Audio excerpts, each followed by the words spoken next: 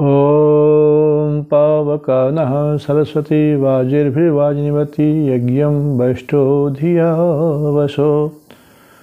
देखिए, साधक और साधु में अंतर होता है। साधु किसे कहते हैं?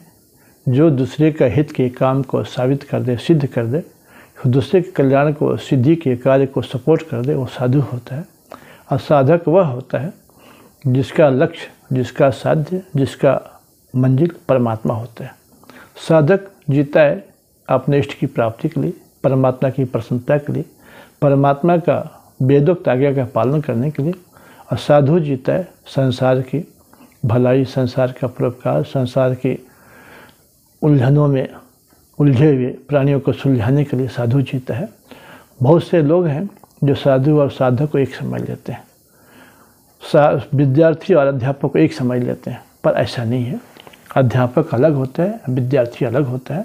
इसी तरह से साधक अलग होता है, साधु अलग होता है।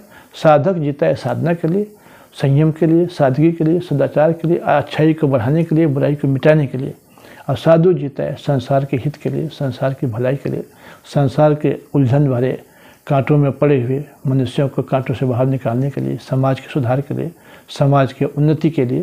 तो ये दोनों के अंतर में, सोच में फ़र्क है। इसीलिए साधक का स्थान साधु से भी बड़ा है, क्योंकि परमार्थ के बगैर स्वार्थ सिद्ध नहीं हो पाता है।